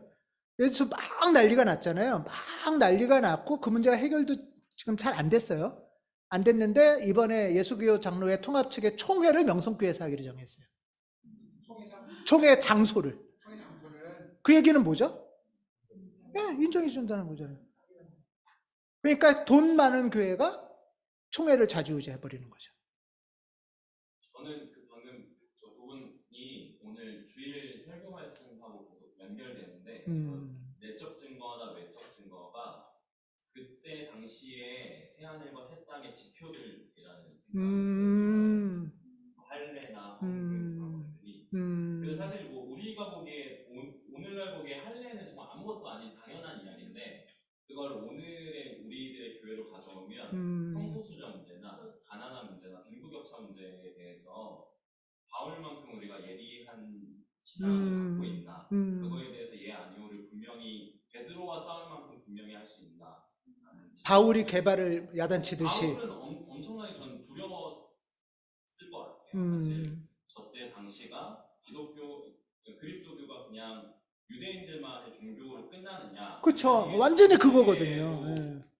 넘어가서 이방인들까지 포용할 수 있는 포용과 사랑의 맞아요. 종교가 되느냐의 중요한 전환점이었는데 그때 이제 용기를 내서 베드로와 맞설 만큼 용기를 내서 저도 할례에 관해서 명료하게 얘기를 한 거예요. 죽을 수도 있었을 텐데 그렇죠. 저 말을 함으로써 그리고 사실 이게 다수고 여기 몇 명이나 되겠어요? 비유대인이. 그러니까 다수결로 해도 안 돼요, 사실은. 네. 그런 위기 속에서 그 얘기를 하는 거죠. 지금 얘기하신 것처럼. 네.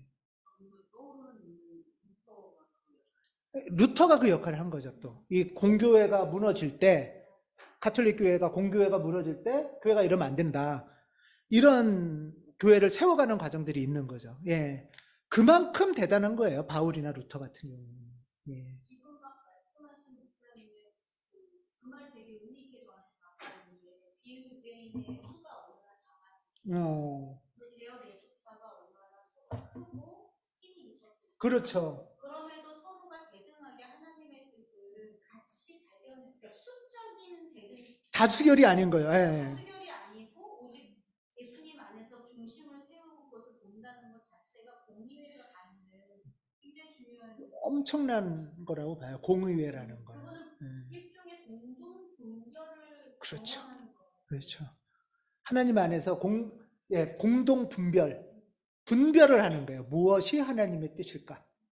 네. 수도 아니고 전통도 아니고 경험도 아니고 지금 하나님의 뜻은 무엇일까를 같이 이 과정을 거칠수록 우리는 견고해지는 거죠. 단단해지는 거고. 진짜 말씀하신 것처럼 그냥 유대인의 일파로 끝날까? 예수의 가르침이 아니면 세계의 사랑의 종교로 확장될까의 기로에 서 있는 거죠. 예. 아마 바울한테 뭐라고 했을 거예요. 디도가 바울이 데리고 다니는 제자였는데 비유대인이고 할례를 안 했어요. 근데 데리고 다녀. 와, 그러니까 얼마나 취약했겠어요. 이런 거죠. 예를 들면. 그러더니 이제 또 바울이 밥 먹었다고 또 이제 편지를 한번 쫙 돌린 거예요, 지금. 편지를 쫙 돌린 거예요. 이게 엄청난 거예요, 이게. 네. 그러면서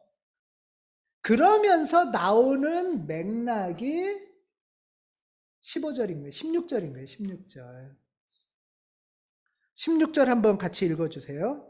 시작. 그러나 사람이 율법을 행하는 행위로 의롭게 되는 것이 아니라 예수 그리스도를 믿는 믿음으로 의롭게 되는 것임을 알고 우리도 그리스도 예수를 믿는 것입니다. 그것은 우리가 율법을 행하는 행위가 아니라 그리스도를 믿는 믿음으로 의롭다고 하심을 받고자 했던 것입니다. 율법을 행하는 행위로는 아무도 의롭게 될 수 없기 때문이다. 예. 오직 믿음이 여기서 나오는 거예요. 오직 믿음. 이때 율법은 착한 일 안 해도 된다 이런 뜻이 아니에요. 선한 일도 하고 가난한 일도 돌보고 이런 거 다 해야 돼. 근데 이때 말하는 율법은 할례예요.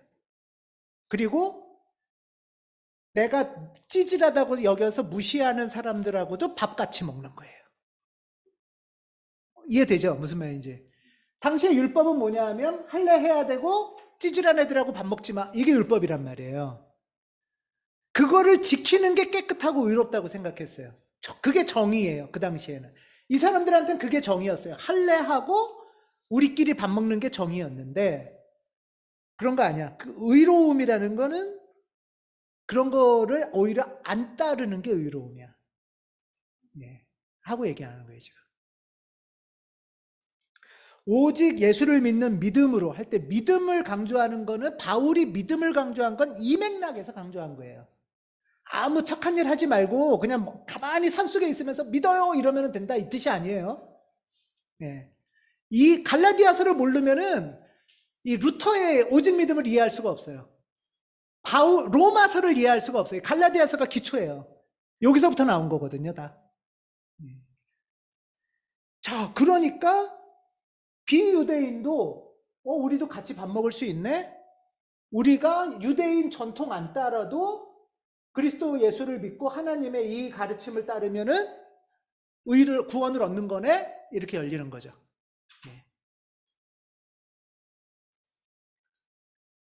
그래서 율법으로는 내가 죽었고 라는 소리가 이제 계속 나오는 거예요.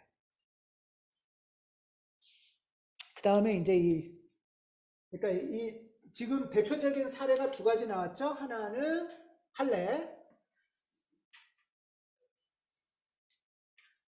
하나는 할례, 그 다음에 하나는 식사예요. 두 가지 건이죠. 지금 나온 게 대표적으로. 식사는 이제 요즘은 조금 안 그렇지만 뭐 옛날만 해도 한 상에서 같이 밥을 먹는다는 거는 동급을 뜻하죠. 옛날에는 여성들도 옛날에 어머니들은 딸들은 어떻게 혹시 그런 경험이나 기억 있으세요? 따로 부뚜막? 네. 부뚜막까지는 아니고 다른 상. 네, 다른 상. 남자들은 상이고 여자들은 바닥에다 놓거나 쟁반. 네. 왜냐하면 제상은 남자들이 다 가져가고 여자들은 조그만 그 옛날 양은상 같은 동그란 양은상 같은 데서 먹고. 맞아요. 그 허접스러운 데서. 문제는 거기에 반찬이 몇 개 없다는 거죠. 여기에 상이 다 있고 여기에는 반찬도 몇 개 없고. 그렇죠. 그러니까 이게 그때 그치 이제 그때 좀 살 것 같았는데 이제 그때가 좋았는데 이제 그러니까 이게 유대인들한테 굉장히 중요한 게 누구랑 같이 밥 먹느냐예요. 그게 동급이냐 아니냐를 나누는 거예요. 유대인 안에도 계급이 있을 거 아니에요. 유대인 안, 예수님이 하셨던 거는 밥 먹은 거는 유대인 안에서 계급. 유대인 안에서 높은 사람, 낮은 사람. 예를 들면은 뭐 누구 있죠? 세리같이, 죄인, 창녀 뭐 이런 낮은 사람들하고는 또 같이 안 먹죠. 그것도 지네끼리의 세계에서나 그러지. 이 사람들은 또 그럴 거야 아마. 비유대는 어디 감히 이러고. 그래서 밥상은 계급을 아주 분명하게 보여주고 차별을 보여주는 그건데 이게 전통이란 말이에요. 근데 지금 이것이 이거를 지키는 것, 할례를 지키는 것을 율법이라고 한 거예요, 지금. 율법. 근데 이걸 지키는 게 아니다 하는 얘기를 하는 거죠. 그 다음에 여기서 이제 계층의 문제가 있는 거고요. 계급 계층. 계층 차별을 할 거냐 말 거냐. 그러면은 그리스도인이 된다는 거는 내적 증거를 은혜 받았어. 그러면 외적 증거는 계층 차별을 안 해야 되는 거죠. 이거예요, 그냥. 너 기독교인 맞아? 그럼 계층 차별 안 해야지. 외적 증거예요, 이게. 예. 율법이라는 게 이제 선한 일 안 하고 마음으로 믿음, 그런 게 전혀 아니에요. 예, 바울은 그런 얘기를 한 적이 없어요. 그 다음에 할례. 할례라는 거는 기본적으로 이 식사도 우리끼리만의 리그듯이 할례는 누구만의 리그예요? 유대인 중에서도 자를 게 있어야지. 자를 게 있을 때 자를까 말까를 얘기할 거 아니에요. 그러니까 이거 얘기할 때 여자들은 끼지도 못해요. 야, 우리 할례 해야 돼? 말해야 돼? 어떻게 해야 돼? 할 때는 이미 우리끼리만 얘기해요. 할례라는 것을 할까 말까라는 것 자체가 남자만의 리그예요. 그렇죠? 요건 거예요. 이렇게 우리 계층 남자 이런 식으로 정해져서 여기서 어떻게 지켜나갈까 하는 얘기인 거예요. 그러니까 여성들은 계급 낮은 여기에 계층 낮은 분들 계시죠? 네. 여성분들 계시죠? 여러분들은 정말 은혜 받고 불 받아도 율법을 지킬 능력이 없어요. 할례를 자를 게 있어야지. 이해되시죠? 이 맥락인 거예요, 지금 이 얘기는. 네. 그러니까 논외인 거예요, 논외. 그러니까 여기서는 율법을 지킨다는 거는 남자만 지킬 수 있다는 뜻이에요. 기본적으로 의롭게 될 수도 없다는 거네요. 의롭게 될 수는 대상도 아니고. 대상이 돼야 얘를 의롭게 할까 말까 고민할 거 아니에요. 대상이 아닌 거예요. 지금 이런 상황이라는 거죠. 그런 게 유대인의 이제 전통 안에 있는 거예요. 근데 예수님은 할례 얘기는 안 했어요. 식사 얘기만 했어요. 예수님은. 유태인들은 기본적으로 다 할례를 했으니까 이걸 일단 대상은 안. 근데 예수님은 요 얘기만 했지만 요 계층 안에 여성들도 다 들어와서 먹게 해줬죠. 그 다음에 제자 중에도 여자 제자가 있죠. 그러니까 말은 안 했지만 이미 이걸 넘어서셨겠죠. 네. 이해되시죠? 이걸 이제 공식적으로 바울은 요거에 포인트를 준 거예요. 요거에. 그래서 이걸 지키고 말고가 율법으로 구원받는 게 아니야. 율법으로 하나님만 자녀되는 게 아니야. 이 얘기를 하는 거예요. 그러면서 나오는 최종 선포가 있어요. 26절부터 29절까지 한번 볼게요. 26절부터 여러분들 이건 한 목소리로 3장. 이건 대선언이에요. 대선언. 3장 26절부터 시작.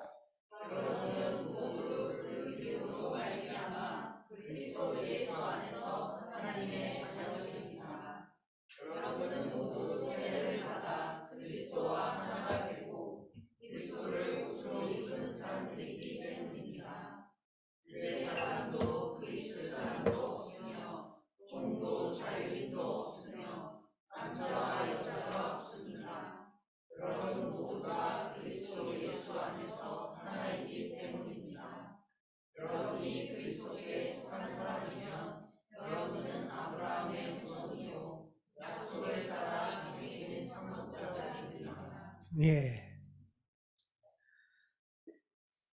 그리스도 예수 안에서 여러분이 이 믿음이 있으면 그리스도 예수 안에서 하나님의 자녀입니다. 그러니까 바울은 이 주장과 이 가르침을 예수님으로부터 받았다고 확신을 해요.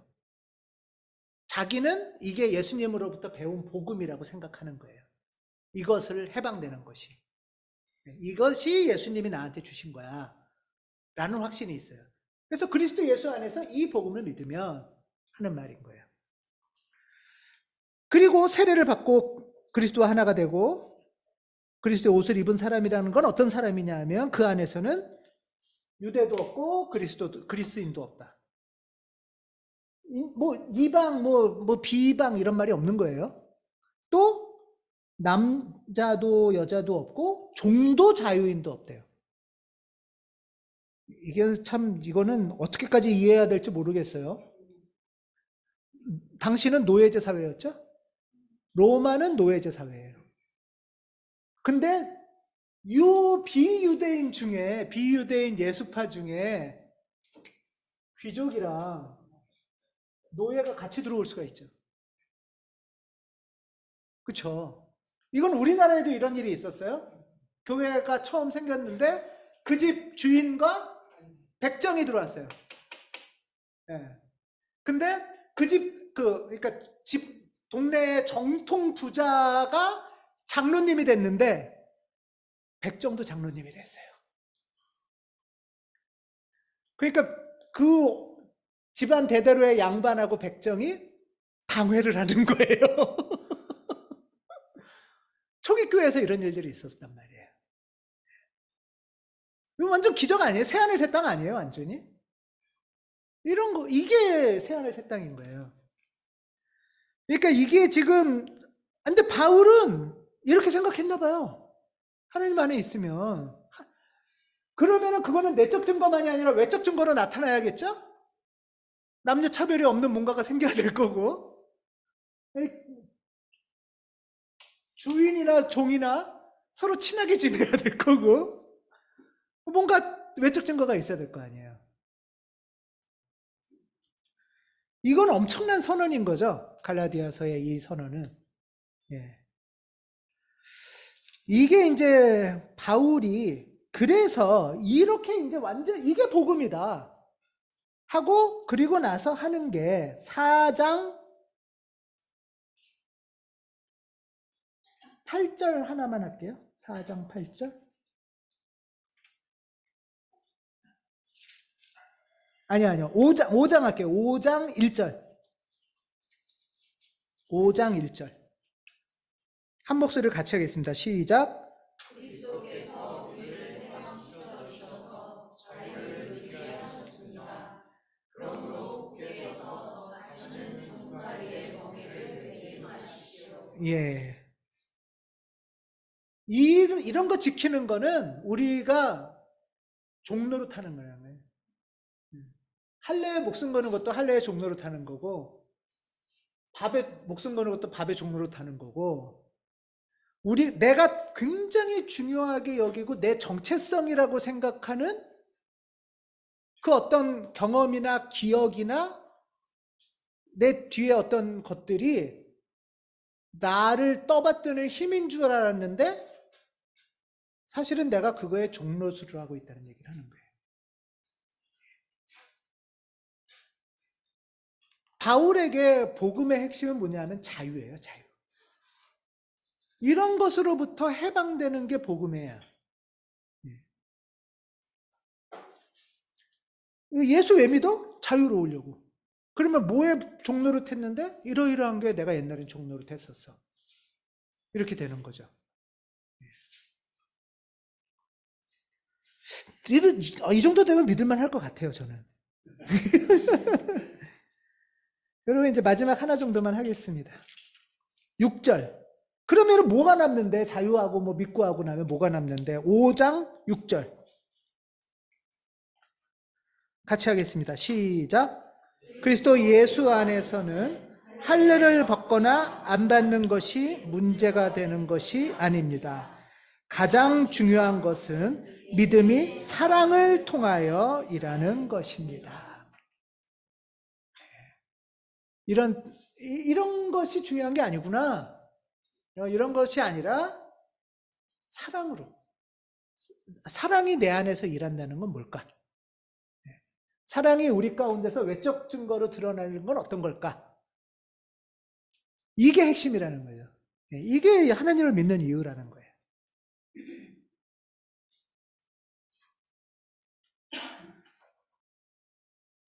그래서 5장 13절에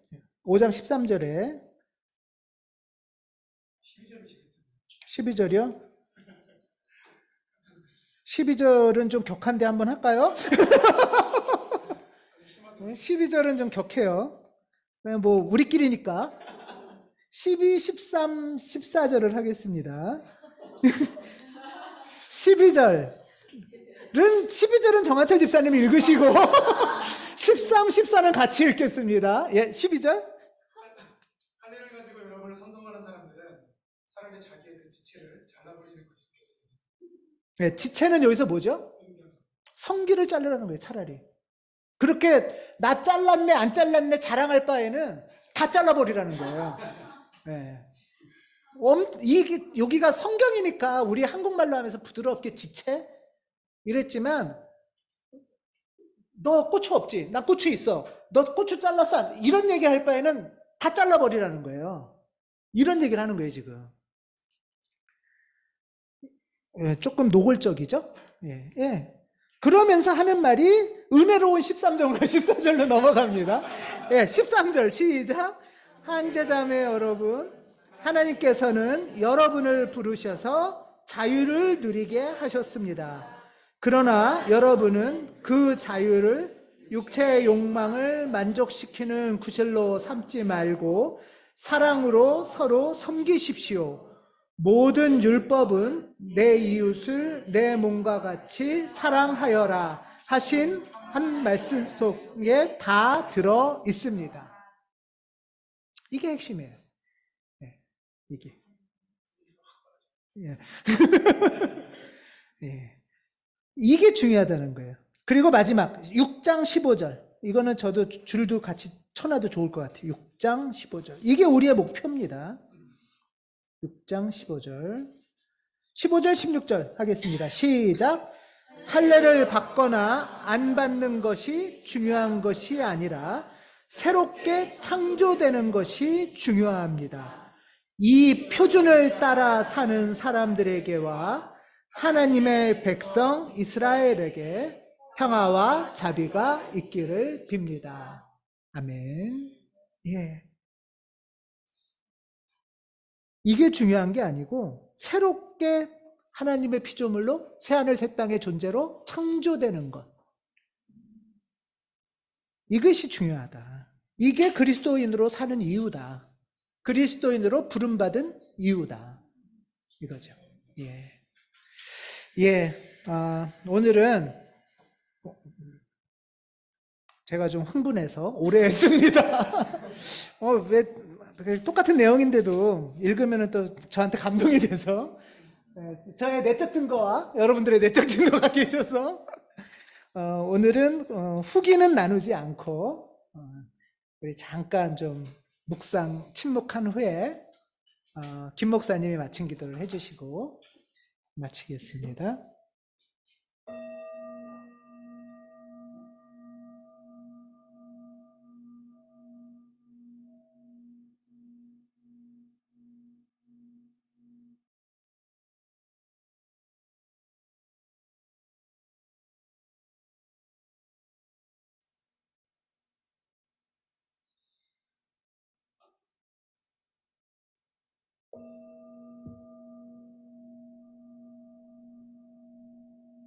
주님 감사합니다.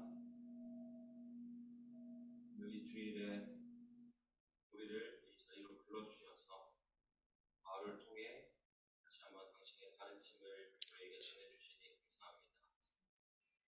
주님, 오늘 말씀에서 본 것 같이 우리가 율법이나 어떤 인간의 가치 체계 속에 있는 기준들을 더 강화하고 그것을 주장하는 것이 아니라 하나님께서 우리에게 주신 선물을 더 잘 생각하고 그것이 신앙의 기초가 될 수 있도록 우리를 인도해 주세요. 하나님의 선물이 우리의 가치체계 속에, 인간의 가치체계 속에 갇히는 것이 아니라 우리 하나님께서 주신 선물을 통해 세상의 가치와 세상의 기준과 세상의 질서를 새롭게 창조해가는 그런 그리스도인들이 될 수 있도록 인도해 주세요. 오늘 우리를 새롭게 가르쳐 주신 예수님께 감사드리며 예수님의 이름으로 아멘. 예, 감사합니다. 마치겠습니다. 네, 감사합니다. 다음 시간이 마지막입니다. 예. 좋다는 뜻이죠?